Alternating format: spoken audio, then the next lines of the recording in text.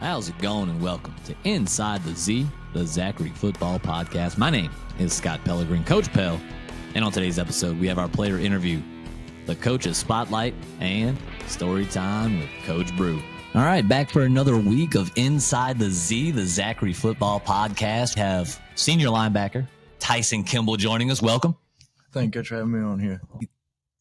You know, the premise of the show is we talk about what everybody's experience is at Zachary in the community, in and around the program. So tell us a little bit about yourself and, did you grow up here? Did you play Little League here? Did you, what are your earliest memories of Zachary High School football? My earliest memories of Zachary High School football was playing Junior Broncos, Little League out here, coming out every Saturday morning and seeing the players after that. They're winning on Friday out when we're playing, out there ready for their workout, and just wanting to be like them one day and wanting to get to that goal. So I grew up in a town kind of similar where it wasn't necessarily independent school district or anything like that, but me and my friends we would go to the high school games on Friday night, and they looked like they were in the NFL because we were all small and they just looked so big. So talk to me about being on the team and when you finally was able to kind of get to the high school and playing as a freshman and that kind of thing. And what were some of your earlier memories of when you actually got into the program? And what were your first thoughts and being a young guy and all that? My first thoughts coming in to the varsity locker room, varsity practices was just seeing how these older guys that my sophomore year, seeing the guys off in college now, seeing how they held themselves and held the teammates, and just want to be like them, and how they showed us is how I want to show the younger guys. So the first couple episodes, we had captains on here, and and we talked about leadership in the locker room and kind of what goes on literally inside the Z, right? And you're not a captain, and that's and you ask any coach in America, he'll say you don't have to have no kind of title or no kind of status to be a leader. So talk to me about leadership. I think most people on the team, just from what I see when we're at practice and in the weight room, consider you one of the leaders of the team, with or without a title. You know what I mean? And that's, to me, that's big because, a lot of kids don't understand that you could be a leader without being a captain. You could make a play without necessarily making a tackle by just doing your job. So talk to me about what your job is as far as the locker room goes, being one of the leaders of the team. Around the locker room, just keep everything under control. You see guys messing around, tell them, hey, chill out.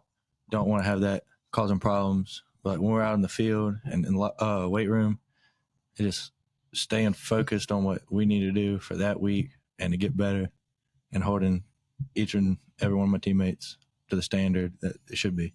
And talk to me a little bit about that standard. Obviously, Coach Brew has been here for this is his 12th year here. Coach Zito is in his 6th year here, I believe. Coach Thomas in his 12th. Coach Hilton in his 3rd.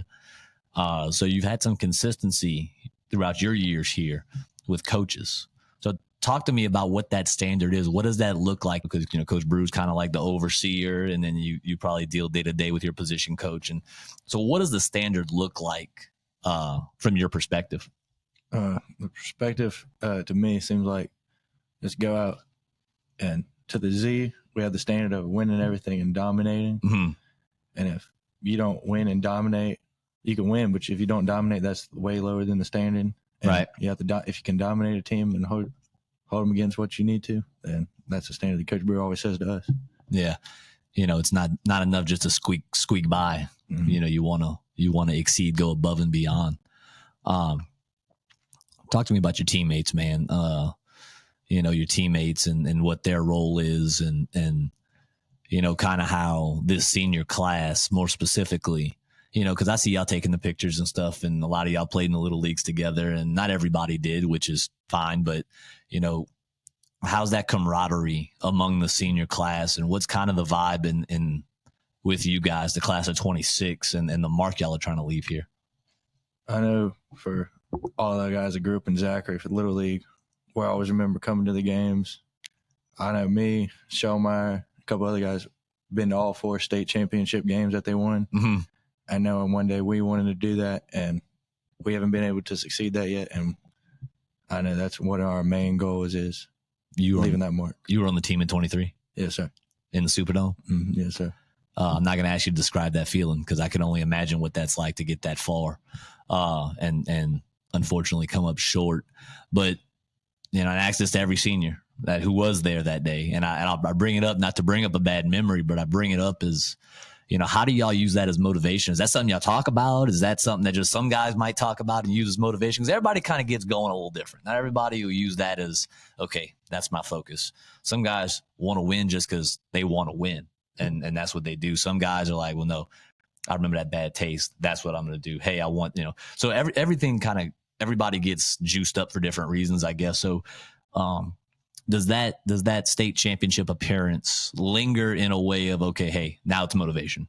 It does seem a motivation for us because I know I don't want to be known as part of the class, part of the people that made it to the Dome and didn't win because we don't want to be known for that. We want to be known for winning and not just sitting around not doing winning. And talk about and the standard, you know what I mean? The standard is winning here, and it's been established 4 titles in 11 years, competed for 5 in 11 years. So that's almost 50% of the time this school's been in the Superdome. And, you know, I know there's a lot of semifinal appearances sprinkled in there. So, you know, overall we have a great program and a really good team. We have really good players. And, you know, last 2 weeks with Coach Brew, we talked about some of the best players to ever come through here.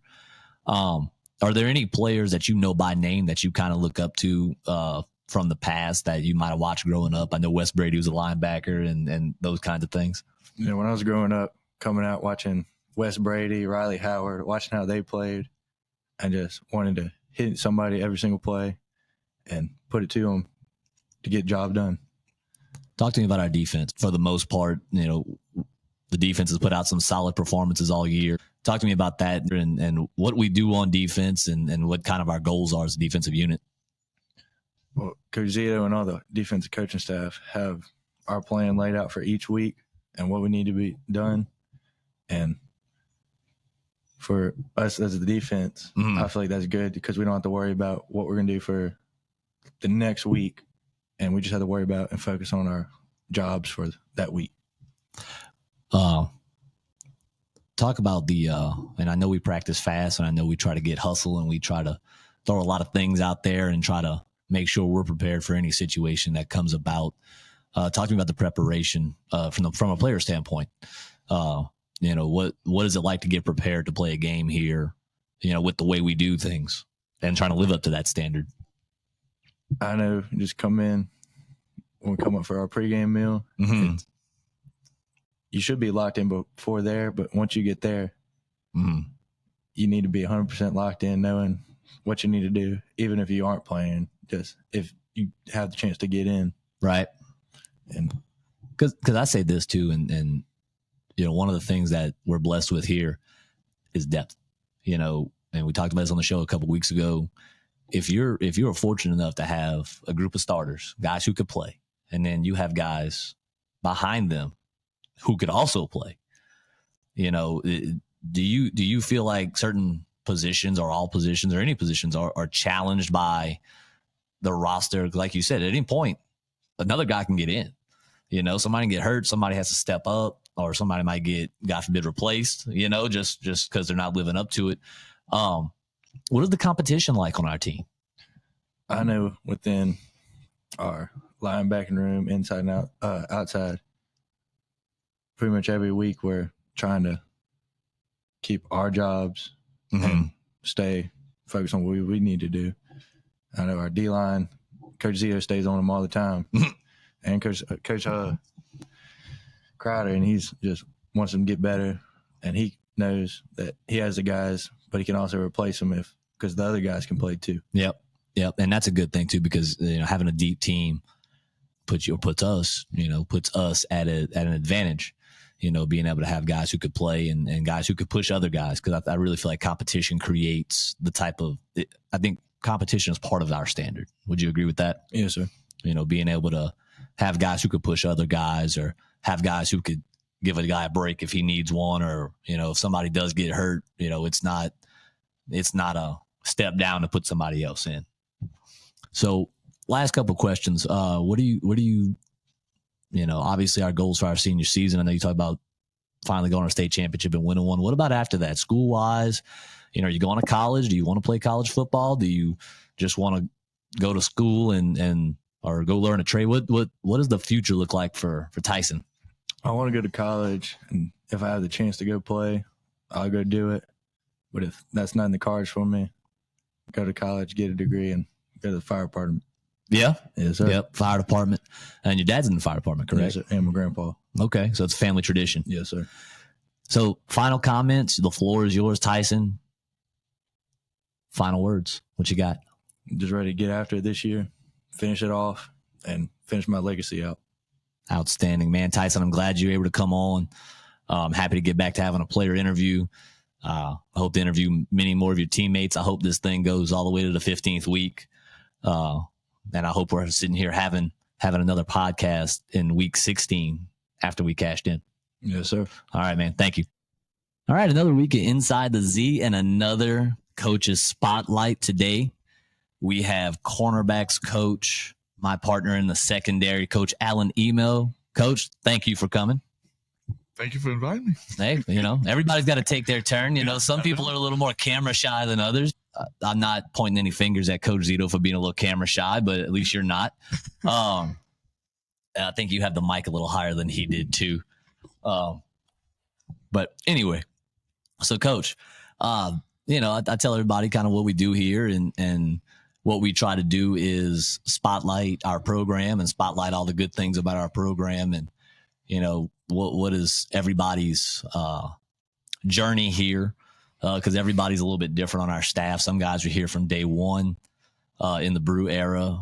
Some guys are like me and you. We were picked up late. So first things first, though, tell us a little bit about yourself, background, coaching career, things like that before you actually got here. Yeah. So let's see. Starting out, whenever I first graduated from school and went to college, I was there for 3 semesters, and to be honest with you, I didn't really have any direction. I didn't know what it was I wanted to do. I wasn't very motivated when I was there, to be honest. And I left school and actually ended up working in law enforcement for a little while. I did that for a few years, left that, went work for my family for a few years, went back to law enforcement for a few years.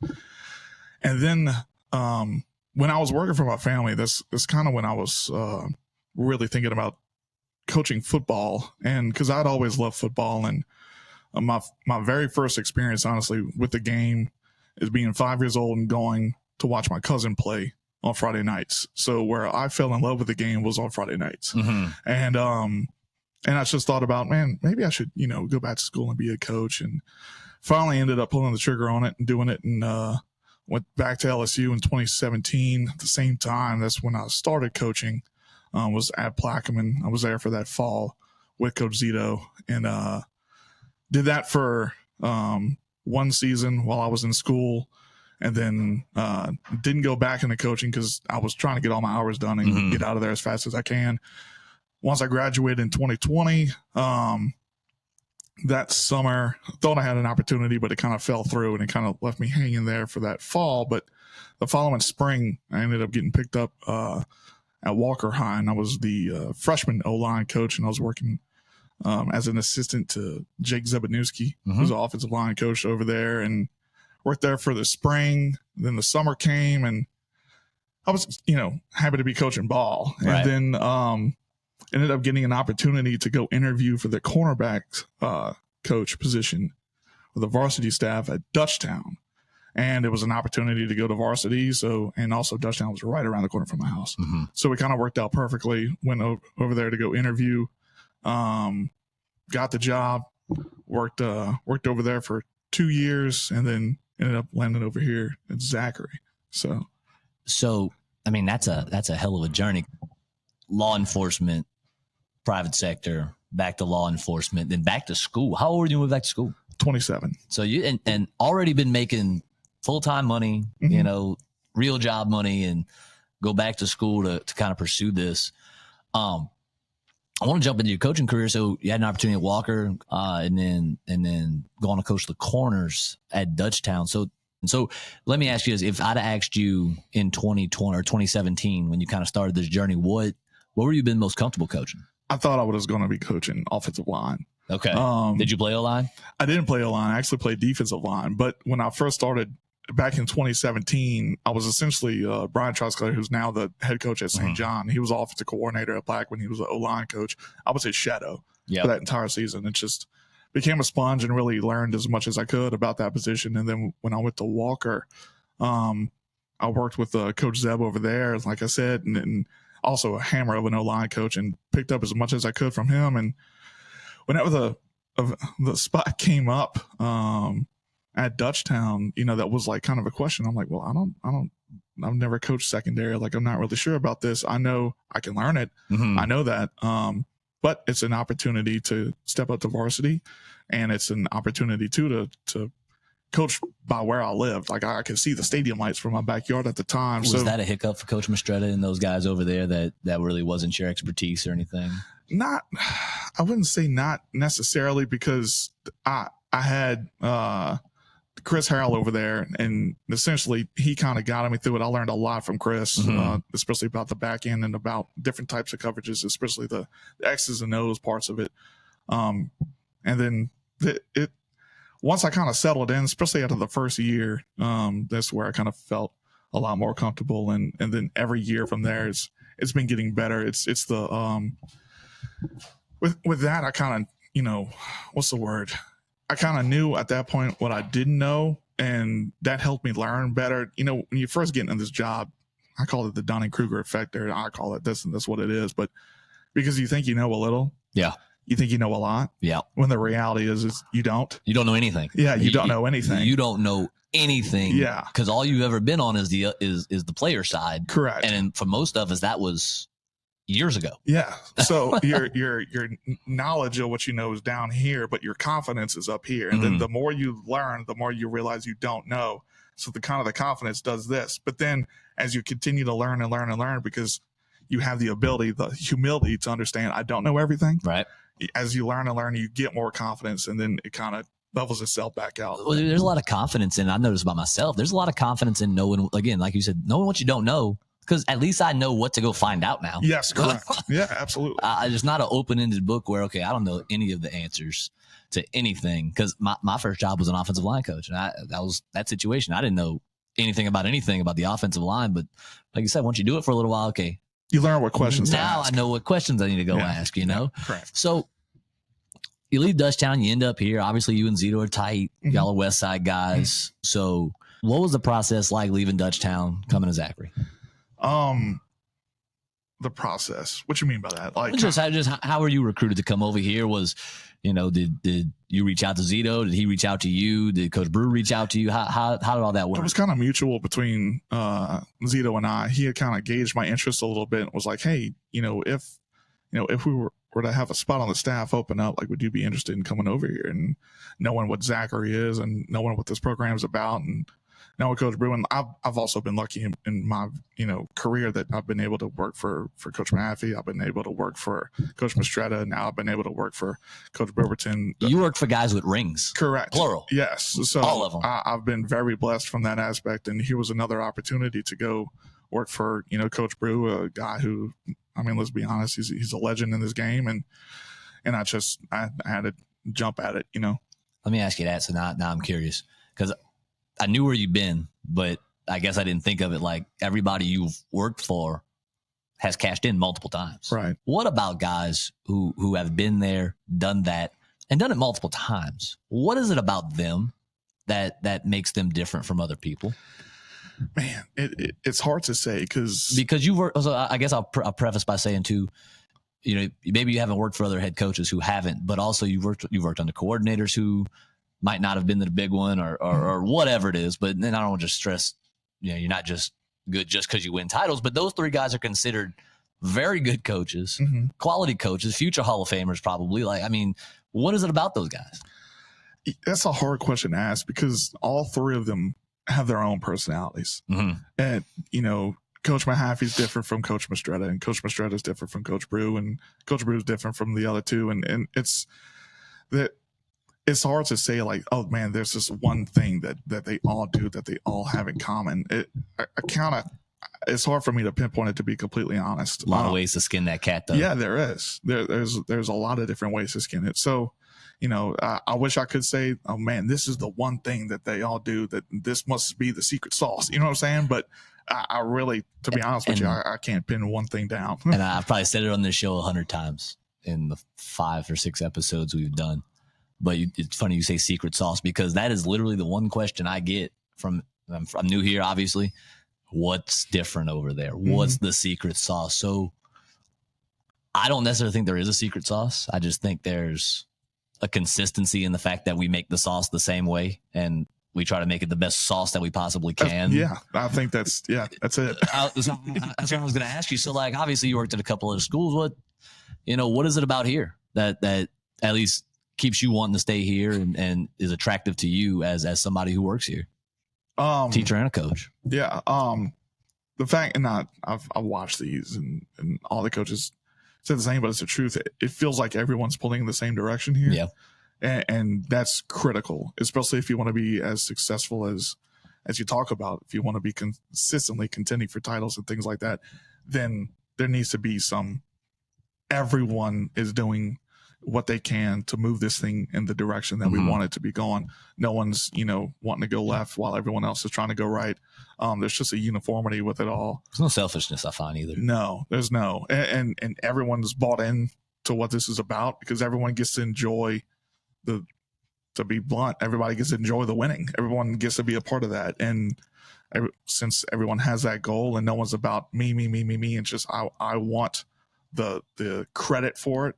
They're happy, which is the Z getting the credit for it. Absolutely. And some people will listen to that and like, well, everybody's bought in because they win. Well, to me, what most people, I say most, I've worked in situations where it wasn't that way, right. But if people only realized, coaches, parents, community, whoever, administrators, it doesn't matter. If people only realized, well, the chicken or the egg. Well, I think you win because everybody's bought in. Right. You didn't just win and everybody just magically said, okay, now we're bought in. Yeah, you know what I mean? I think the buy-in obviously has to come first, but that's why you win. Right. Because you create consistency. Right. All right, I want a story now. It's not story time with email, but it is today. Okay. 2023, in a heavy downpour, casts his own shadow outside this door, right? Yeah. Dutchtown, semifinal game, Dutchtown versus Zachary. It is storming all over the state. Games are getting moved. Games got moved up, moved back, rain delays, lightning, the whole deal. But there's only 4 teams left in each bracket, and 2 of them got to play in the dome next week. Tell me about 23 Dutchtown Zachary. Oh man. Because you have a personal relationship with the kids and the coaches on the other side. Yeah, it was your first year here. Yeah, no doubt. And I still have a personal relationship with a few of the guys over there. Man, I wouldn't say it was hard, because it wasn't. Like, I was focused on the goal, and obviously, I have no kind of conflict or anything. It was all about the Z, but it's just, it's different. It's strange. It's to be frank, it's awkward. It's weird playing your friends. Yeah. It's and kids awkward. You had relationships with. Yeah. And it's awkward. And there's guys on the other sideline that I was working with, and spending a lot of hours to get to that point that we were all at, except this time I'm on the opposite sideline from them. So, when everything, let's be honest, that Friday night when things were going sideways, it's just like, man, well, just is what it is. I'm glad I'm here. I don't have any regrets about it, but we're going to try to fight this thing. And then all of a sudden that lightning bolt streaked across the sky, and the rest is kind of history. And I knew there was just something in me that night, once the stadium's clear and everyone's left, and it's just us in this office and we're all talking and everything. And you can ask the other coaches, like I told them, I was like, man, if we could just get this thing rolling, then on Saturday, then I think it could go in our direction. And sure enough, everybody who I talked to about it kind of felt like, okay, we're going to win this. Yeah. You know what I mean? And I don't think it was blind confidence or arrogance, but just hearing, you're not the first person to open a story, but it's like, everybody was like, no. We're gonna figure this out. Yeah. Yeah. And there's a saying, I can't even remember who said it. So I can't give them credit, but like one thing I heard was, there's only one thing that's harder than making a comeback, and that's stopping one. And it's like, if we can just get the comeback rolling, then, things could really go in our way. And that's, lo and behold, that's exactly what happened. Dude, you see it in college football all the time when a team jumps out to a big lead and all of a sudden they can't muster up what they did to jump out to that lead, and all of a sudden, oh man, yeah, and the other team starts stringing plays together, and then you can see the look on the sideline of the team that's having it, being like, okay, how do we plug the dam? You know what I mean? And it feels like you gotta stop the plug bleeding. one, there's another one. Yeah, and you just keep it rolling. Just keep it rolling. Don't do anything to mess it up. And we didn't. We capitalized. I mean, if you go back and watch the game from Saturday, it just felt like everything we did that day, just the kids executed it, made plays, executed it. They never really, I say that the very first play, Shelmar jumps and gets offside, and they move the ball, but from there on, it's like, all right, we got the little jitters out. All right, now let's roll. Yeah, and we settled down and rolled from there. Seeing the Superdome for the first time, I know how the game turned out, and so I won't ask you to dredge up any memories like I just asked Tyson, but seeing it, walking in it, stepping in it, knowing you get to coach in it, what is that like? Man, it's awesome. Obviously it's all business, but like, do you take a second to be like, absolutely. This is cool? and Coach Brew tells us this, or told us this that week, and just soak it in. Make sure you enjoy it, because the truth of the matter is you never know for sure if you'll ever get back there. Obviously, you work your tail off, every single season to get back to that point, but sometimes the ball doesn't bounce your way, and things just happen, and you can end up going a long time without ever getting a step back in on that carpet. And I remember it was actually during the team was stretching. And while the team was doing their team stretch, all the coaches go to their little spot, for endo warm-ups. I'm standing in my endo spot for endo warm-ups, and I took that moment to just kind of look around and just like take some mental pictures and just kind of soak it in.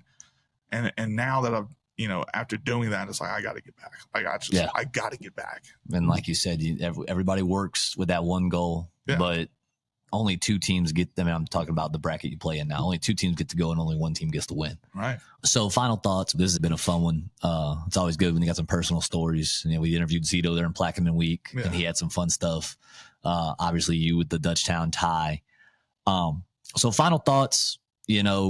Obviously, we're playing really well in terms of the win-loss record right now, and got a long way to go. But just some final thoughts on our kids, our team. Some things you'd like to say. Man, I just want to see this group keep getting better and better and better. This is a great group of kids. I told Zito that during the summer, we were talking one time, just have a conversation, and then all of a sudden, obviously, most of those conversations with another coach goes, then football ends up coming up, and then I just told him, I was like, man, I really want it for this group of guys. Man, yeah. It's just a good group, and just hope we just keep doing this, man. Just keep doing that, and be focused on the process and not the results. The results will take care of themselves. Absolutely. Got to peak at the right time. Alan, I appreciate you coming on, man. This has been one of our more fun. All right, back for another week with the Inside the Z main event. Coach Brew, story time with Coach Brew. Coach, welcome, and as always, thank you for the time. Absolutely, man. So we've had a good one so far today. Had Tyson Kimball on here. It's always cool to interview a kid who grew up here and really grew up coming to the games, and his family super involved in the community. So that's always a fun conversation. Got Coach Email on here. Got him to tell a story from the 23 season where he played his old school the year after he left it. So that was a fun one as well. Right. So but our topic today is going to be a little away from the field, still related to it, but a little away. The role of family in a football program and in an athletic program altogether. There's many coaches who will say, or many people who will say behind every good coach is a good coach's wife. So, Coach, talk to me a little bit about your family to the extent that you're comfortable with, and kind of what that looks like in what it looked like at Livonia, what it looks like here. Has it changed? Is it different? Kind of the floor is yours on that one. Yeah. Oftentimes people just get caught up in the fact that this whole thing is about X's and O's and trying to win a football game on Friday night, and there's certainly many, many pieces that go into that and go along with that. And family is one of those important things, I think that,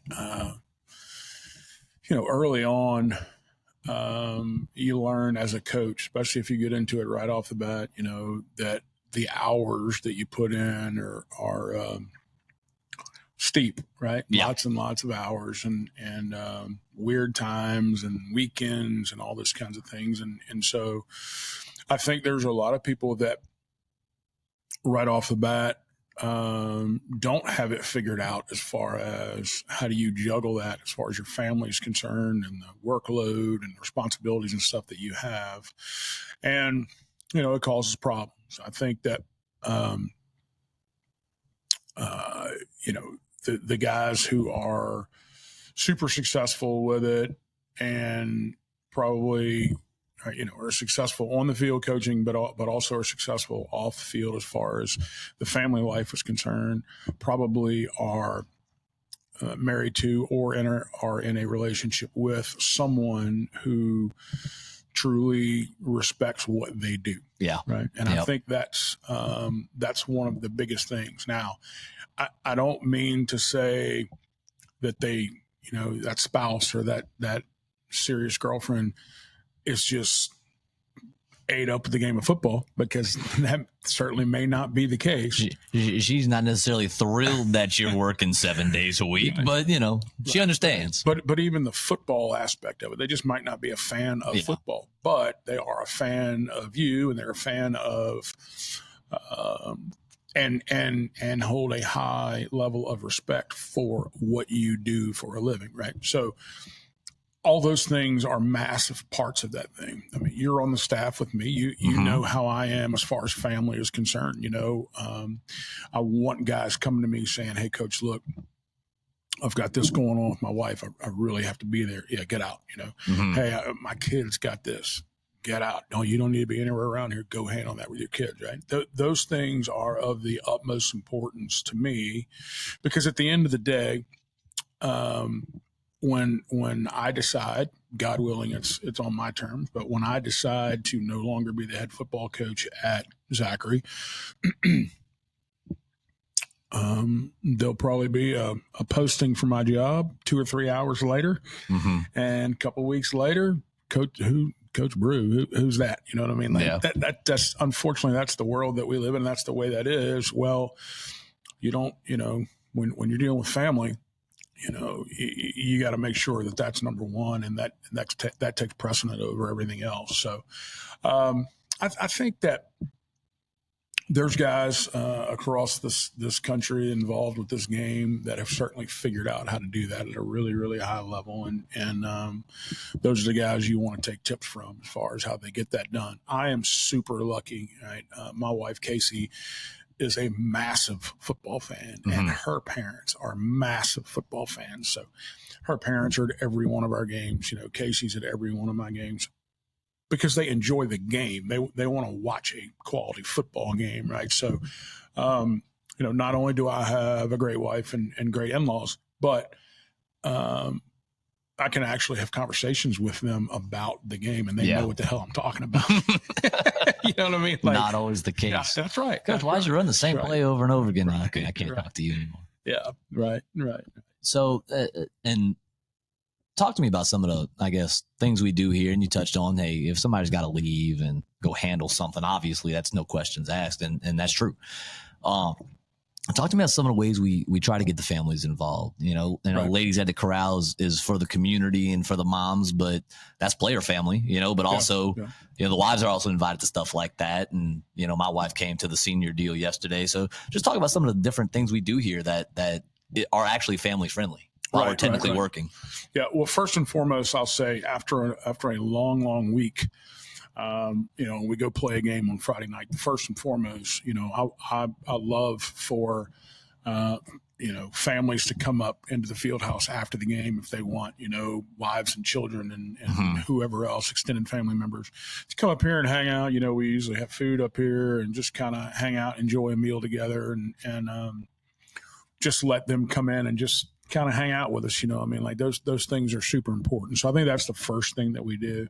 The second thing is we try to make sure, on our games Friday nights, those top two rows all the way across are all coaches' families, right? And so I want them to be able to hang out up there together and cut up and understand, hey, listen, coaches, we're morons. We don't know what we're doing, and the people in the stands will tell you that, right? So and try to get them as far away from that as possible so they can somewhat enjoy what's going on without hearing about their husbands, being morons, right? But you mentioned a couple of things that we do with the ladies in the corral early on before the football season actually starts, where we bring them in and spend some time together. The dads get mad sometimes because we don't do that for them, but for the ladies in the community, we want them to come and hang out and learn some ball and listen to our assistant coaches talk X's and O's a little bit and kind of put them through a normal game day here, with pregame meal and pregame meetings and getting in that weight room and pep talks down in the locker room and running out the tunnel and all those kinds of things. Like I want them to experience as much as they can on the inside of our program and really understand what we're about personally, rather than just what they see on a Friday night down there on the field, and then make their own decisions on who we are and what we're about, right? Those things are super important. When I first got here, I met with a group of parents and I talked to them about senior week, whatever night senior night was going to be during the season, which was always the last home game, right? And so my deal was, what I did at Livonia was I would bring the senior guys to my house. Excuse me. I'd bring the senior guys to my house and we'd cook at the house. But you're talking about a much smaller number at that time. So when I got here, I said, look, I'd like for us all to kind of get together with the family and have a meal and just kind of hang out the night before we play the game. Okay. So we did that for several years, whether it was, we'd go rent a place for it to be at or whatever, somewhere off campus, right? Well, then COVID hits. Yeah. And all of a sudden, you don't know, good Lord, are we even going to be here next week? And are we going to spacing and all that, all those regulations. Absolutely nuts. And so at that time I learned, hey, you know what? Maybe do senior night, maybe a little earlier in the season. And just make sure you get it in, right? Because it is a really, really important time to thank your guys for coming through the program and committing to the program for as long as they have, as well as their families. So, this year we chose to do it this week with Scotlandville. And so about 3 years ago, that I had the group of senior parents come to me and say, hey, Coach, we'd like to try something a little bit different. Can we have like a tailgate, just a big tailgate party out in the parking lot behind the stadium, put tents up, have music, get the barbecue pits rolling, instead of more of a formal sit down that we've been doing for years, And I said, yeah, I'm cool with it, man. Whatever y'all want to do is good with me. I don't have a problem with it. And that's really kind of taken off. Now it's gotten bigger and bigger and bigger. And of course you got to see it yesterday. That was a lot of fun. Yeah. It's the first time I've seen something like that. I pulled up at 4:00 yesterday and saw, the amount of cars, the amount of people that were here for that. It was pretty awesome. Have you seen the drone shot of it? I have not. No. That's pretty cool. So, what you did then is now we weren't confined to a small space where it could only be a player and his parent. He may have gotten 3 tickets, right? The player and the parents and maybe a brother and sister or whatever. Well, now we're in a parking lot. You bring whoever extended Whoever you family want. you want, right? So you saw seniors here yesterday, probably represented by 25 people, Yeah. family members that were here. And that was super cool, man. That's and as coaches, we're here at 5 o'clock in the morning and we're here till whatever time, we're leaving in the evenings all week, every day, all week long. And then we're coming in on Saturday mornings to finish up from the night before. And we go, we're here all day Saturday. And I saw the look on y'all's face when I said, hey, don't forget senior tailgate tomorrow at 4 o'clock, and everybody's like, what? I get it. I understand that's difficult. But when you go to that and you see the excitement level and you see the appreciation level that those families have for us and for, their kids and what they do and what they bring to the table. And then we get a chance to walk around and thank those people for all of their support and everything. You see why we continue to do it. It's a pretty special deal. Absolutely. And it's one of those things that's family friendly for us too. Like I said, Right. my wife came and she thought it was cool. She was taking pictures. She thought it was the coolest thing ever, Right. so. Right. How do you handle, obviously you're Coach Brew here, how do you turn that off when you go home? You know what I mean? Because any coach and my wife specifically will tell you, I'll be tossing and turning and she's like, shut it off. Like football's over till tomorrow type things. How are you able to shut that off? Are you able to shut that off and kind of just be husband and dad at home? Yeah.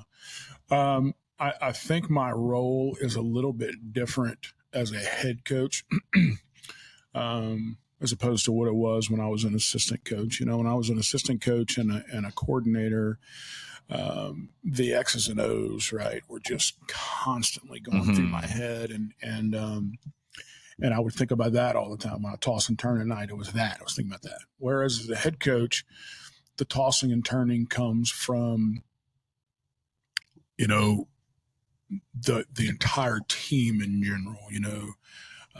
What are the boys doing right now? I hope they're okay. I hope nothing's going on with them right now. Does my phone ring in the middle of the night? Coach, such as this is going on right now, whatever. So as a head coach, I just think, obviously, when you're in charge of the entire thing, there's some other things that are constantly in your head. I tell you what I was able to do, man. Probably about 8 years ago, I started keeping a journal next to my bed. And when I wake up in the middle of the night, something pops in my head about something that I think we could be doing or could be doing better or whatever. And I'll just jot it down real quick. Instead of falling asleep and then forgetting about what you thought about the night before. That has helped me a lot. The first question you asked me was, "You're Coach Brew. How do you turn it off when you get home?" And the first answer to that is going to be, well, my 13-year-old son, who could care less if I'm Coach Brew or not, he tends to keep me grounded, and I've got a wife who's been around me for a long, long time, and she'll certainly ground you from time to time as well, with what's going on, but I the older I get, when I wish I had learned this much earlier in life, but the older I get, the more I enjoy getting home and really kind of decompressing a little bit and relaxing a little bit and really trying to put that stuff aside as much as I can. Yeah. Now, certainly that's not totally going to happen all the time, but it does happen more often now than ever. I will tell you that I figured out probably 10 years ago the importance of complete and total silence for about 5 minutes a day. Absolutely. And so throughout the course of the day here, there's one time during the day, every single day, where I'm leaving my office. Sometimes I go to our freshman locker room. Sometimes I go sit up in the press box over there. And I don't bring my phone with me. And it is total quiet for 5 minutes where I just try and visualize. I know we're talking about family and I'm way off course right now, but I'm just telling you what I do. I think about a blank sheet of white paper. Mm-hmm. And I just stay in my mind. I just stare at that white paper, and that tends to get all the other ideas out of my head and the concerns about things that I have, whatever that tends to get me away from that. And I'm telling you, I'm controlling my breathing, and I'm just thinking about that white sheet of paper. And then finally, I just feel rejuvenated. I feel good. And then I leave and I come back to my office and get back to work doing what I need to do. But I had to start forcing myself to do that every day because of all the things that are in your head all the time. Right. Getting back to the family thing, I try to look at it from a standpoint of,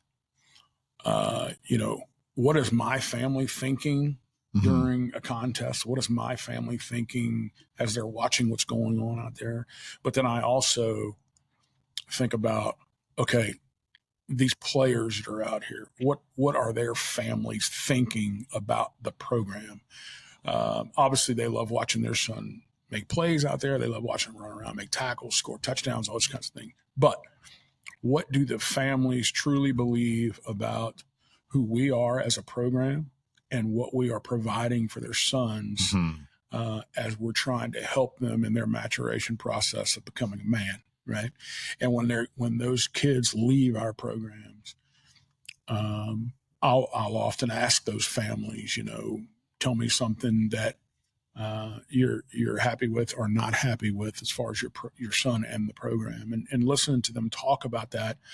And many, many, many times they'll say things like, when we talk about, coach, whoever their position coach is, or whoever their coordinator is, or me, Coach Bruce said this, or Coach Pell said this, or Coach, and they talk about that stuff at home.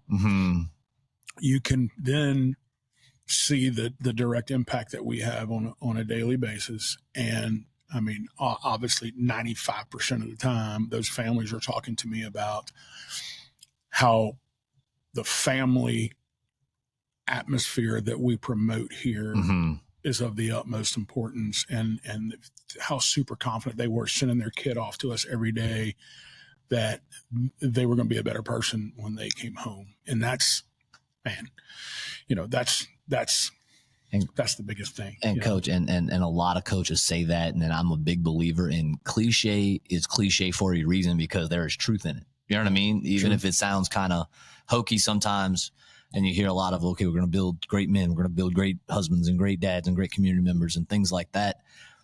How important is it? And you pretty much just answered it, but what is the importance of pulling the curtain back, of letting, obviously you have these conversations, but is it important for them to get to know us, but also they see your wife come to the games, they see your son hanging around here, they see that from most of us to a degree, we coaches and their families taking pictures on the field after the game. And, is that important for them to see? Does that help?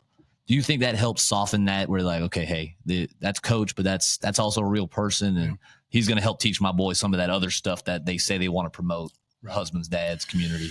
Yeah, I think it's super important. I think it's they have got to be able to see the real Scott Pellerin. They got to be able to see the real David Brewerton. They got to see how we are. And let me tell you something. I had an unbelievable teacher and mentor for that, and his name was Dale Weiner, my high school head coach. I got to watch him be a phenomenal husband to his wife, Lindy. I got to, his son Neil was 4 years young. He was a freshman when I was a senior. And so I got to watch him be dad to Neil, and the way that Neil would look at him as a hero. Yeah. I can remember it was like it was yesterday, and believe me, it wasn't yesterday, but I can believe it was yesterday, where like, man, if I can have a son one day and have him look at me like that, I mean, oh my God, well, I mean, like this, could it get any better than that, right? But that taught me a lot, man. Sid Edwards is one of my mentors, and to watch the kind of family man that he was day to day, and Miss Beanie and all of his kids, and it was awesome. It was an awesome experience, and thank God I had those guys in my life that showed me, hey, look, you can be a high level coach, in charge of a lot of people, and still get things done the right way, and make sure that your kids come out of the program with the building blocks that they need to be a strong family guy as they move on. Coach, that's this has been a fun one, man. I really enjoy hearing people's perspective on this because, you know, it touches on the person behind the, you know, the headset, behind the whistle, but also the person underneath the helmet and how they react to those kinds of things and how their families not only perceive us, but perceive the program.